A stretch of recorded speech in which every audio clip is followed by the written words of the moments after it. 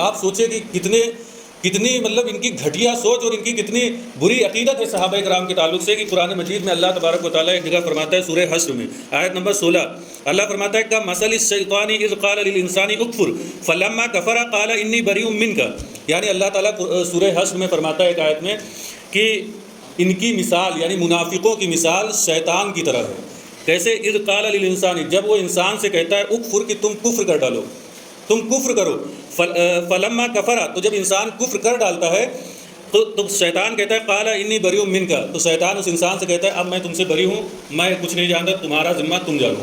یعنی وہ شیطان انسان سے کہتا ہے کہ تم کفر کرو، اور جب وہ بندہ کفر کر ڈالتا ہے تو اس انسان سے وہ شیطان کہتا ہے میرا تم سے کوئی سروکار نہیں، تم منافقوں کی مثال دے رہا ہے کہ یہ جو منافقین ہیں مدینے کے، جو ظاہراً تو حضور پر ایمان لانے کا دعویٰ کرتے ہیں لیکن اندر سے یہودیوں کو اکساتے ہیں مسلمانوں کے خلاف، اس کے بعد جب وہ یہودی اسلام کے خلاف بغاوت کرتے ہیں، ان سے جنگ کرنا چاہتے ہیں، تو یہ چپکے سے اپنے گھروں میں بیٹھ جاتے ہیں۔ اللہ فرماتا ہے ان منافقوں کی مثال اس شیطان کی طرح ہے جو ایک انسان سے کہتا ہے تم کفر کرو، اس کے بعد وہ جب کفر کر ڈالتا ہے تو شیطان کہتا ہے اب میں تم سے کوئی سروکار نہیں رکھتا۔ یہ منافقین کے بارے میں یہ آیت اللہ نازل کر رہا ہے۔ یہ شیعہ جو ہوتے ہیں، یہ رافضی جو ہوتے ہیں، انہوں نے اپنی کتاب میں لکھا کہ یہ آیت ابو بکر اور عمر کے لیے نازل ہوئی، معاذ اللہ رب العالمین۔ یہ آیت کس کے لیے کہہ رہے ہیں نازل ہوئی؟ ابو بکر اور عمر کے لیے نازل ہوئی۔ آپ غور کریں کہ قرآن کی وہ آیت جو شیطان کے بارے میں نازل کی گئی، جس میں شیطان کی مثال دی جا رہی ہے، یہ انتہائی گھٹیا قسم کے عقیدے رکھنے والے شیعہ کہتے ہیں کہ یہ آیت حضرت ابو بکر اور عمر کے لیے نازل کی گئی، معاذ اللہ رب العالمین۔ اور حضرت عمر اور حضرت ابو بکر رضی اللہ تعالیٰ عنہ کی شان کیا ہے؟ حدیث پاک میں آتا ہے، حدیث قدسی، حضور صلی اللہ تعالیٰ علیہ وسلم فرماتے ہیں کہ اللہ تبارک و تعالیٰ فرماتا ہے من عاد لی ولیا فقد آذنتہ بالحرب،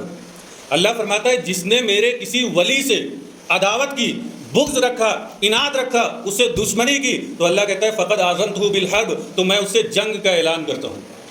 آپ غور کریں کہ حدیث پاک میں تو یہ آ رہا ہے کہ اللہ کہہ رہا ہے کہ جب میرے کسی ولی سے کوئی دشمنی کرے، عداوت کرے، تو میں اس سے جنگ کا اعلان کر رہا ہوں، اور دنیا کا کوئی ولی، کوئی قطب، کوئی غوث، حتیٰ کہ غوث اعظم رضی اللہ تعالیٰ عنہ بھی کسی ادنا صحابی کے مقام کو نہیں پا سکتے۔ کسی جس نے حضور صلی اللہ تعالیٰ علیہ وسلم کا دیدار کیا ہو ایمان کی حالت میں، اس کے مقام کو نہیں پہنچ سکتے، کوئی ولی صحابی کے مقام کو پا نہیں سکتا ہے۔ آپ غور کریں کہ اللہ کہہ رہا ہے جس نے میرے کسی ولی سے دشمنی کی، میں اس سے جنگ کا اعلان کرتا ہوں۔ اور حضرت ابو بکر و عمر کی شان یہ ہے کہ محدثین فرماتے ہیں، مفسرین فرماتے ہیں کہ افضل البشر بعد الانبیاء، حضرت ابو بکر کی شان یہ ہے کہ نبیوں کے بعد ملائکہ، جن اور انسانوں میں سب سے بہتر اگر کوئی ذات ہے تو وہ ابو بکر رضی اللہ تعالیٰ عنہ کی ذات ہے۔ آپ غور کریں کہ کوئی ولی، کوئی فرشتہ ان کے مقام کو نہیں پا رہا ہے، اور ان کے بارے میں یہ بکواس یہ کر رہے ہیں کہ شیطان پہ جو آیت نازل کی گئی حضرت ابو بکر پہ چسپا کر رہے ہیں، معاذ اللہ رب العالمین۔ اب آپ بتائیں کہ جب اللہ ایک ولی کے دشمن سے جنگ کا اعلان کرے تو جو صحابی افضل البشر بعد الانبیاء کے بارے میں ایسا گستاخانہ جملہ ادا کرے، اس کے بارے میں اللہ کیا فرمائے گا، اسے کیسا عذاب دے گا۔ اس کے علاوہ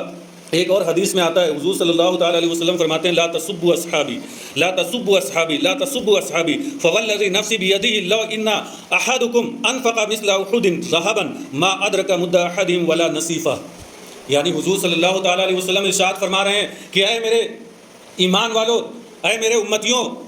تم میرے صحابہ کو گالی نہ دینا۔ لا تسبوا اصحابی ایک بار نہیں فرمایا بلکہ حضور 3 بار فرما رہے ہیں، لا تسبوا اصحابی، لا تسبوا اصحابی، لا تسبوا اصحابی، میرے صحابہ کو برا بھلا نہ کہنا، میرے صحابہ کو طعن نہ کرنا، میرے صحابہ کو گالی نہ دینا۔ پھر حضور فرماتے ہیں فوالذی نفسی بیدہ، کہ قسم ہے مجھے اس ذات کی جس کے قبضۂ قدرت میں میری جان ہے۔ امام الانبیاء فرما رہے ہیں، تاجدار دو عالم فرما رہے ہیں کہ قسم ہے اس ذات کی جس کے قبضۂ قدرت میں میری جان ہے۔ فرماتے ہیں لو ان احدکم، اگر تم میں سے کوئی شخص انفق مثل احد، احد پہاڑ کے مثل سونا لا کے اللہ کی بارگاہ میں خرچ کر دے، حضور فرماتے ہیں ما ادرک مد احدہم، تو ان کے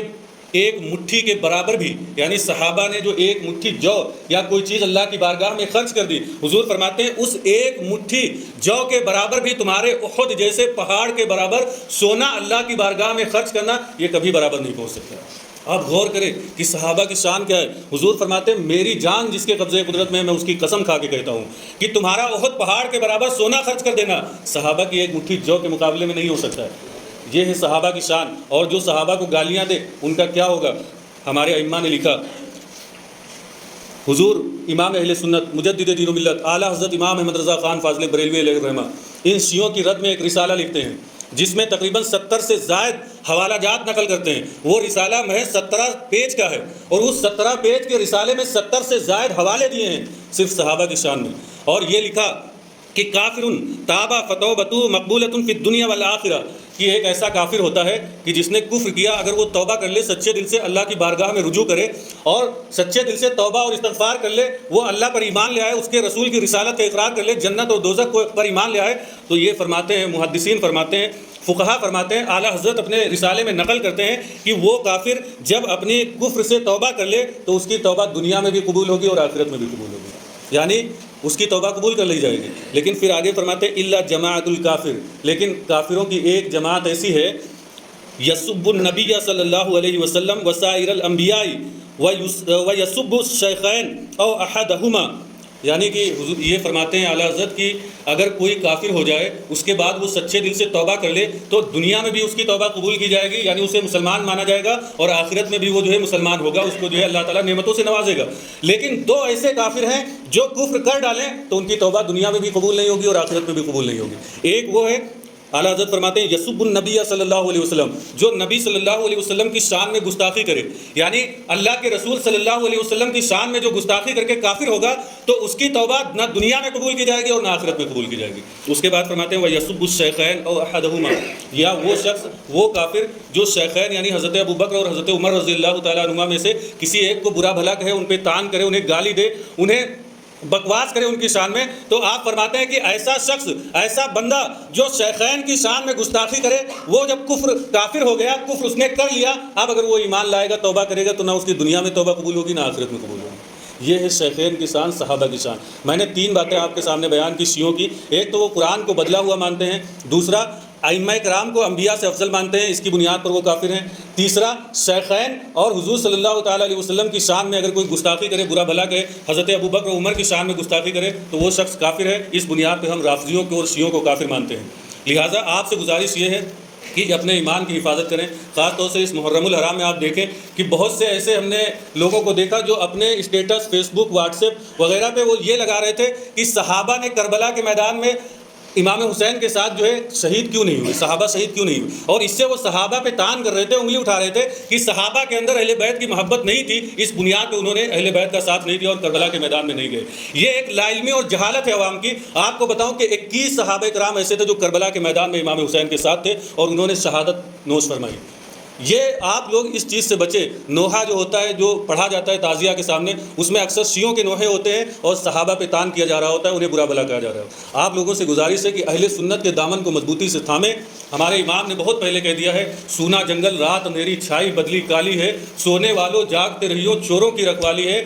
آنکھ سے کاجل صاف چرا لیں یا وہ چور بلا کے ہیں۔ یعنی آپ ایسے ایسے چور ہیں ایمان کے، جو آپ سوئے ہوئے ہو تو آپ کی آنکھ سے اگر کاجل وہ لے کے چلے جائیں تب بھی آپ کو پتہ نہیں چلے گا۔ اس کا مطلب یہ ہے کہ ایسے ایسے ایمان کے ڈاکو آپ کے سامنے ہیں کہ آپ کو احساس بھی نہیں ہوگا اور آپ کا ایمان غارت ہو جائے گا۔ آنکھ سے کاجل صاف چرا لے یا وہ چور بلا کے ہیں، تیری گٹھڑی تاکی اور تو نے نیند نکالی ہے، یعنی تمہاری ایمان کی گٹھڑی پہ ایسے ایمان کے لٹیرے تاک رہے ہیں، وہ جو ہے تمہارے ایمان کو لوٹنا چاہتے ہیں اور تم اپنی غفلت کی نیند میں سوئے ہوئے ہو۔ ذرا اپنے ایمان کو سوچو، اپنے ایمان کی حفاظت کرنے کی سوچو۔ اللہ تبارک و تعالیٰ سے دعا ہے وہ ہم سب کو اپنے ایمان کی حفاظت کرنے کی توفیق عطا فرمائے۔ وما علینا الا البلاغ۔ السلام علیکم۔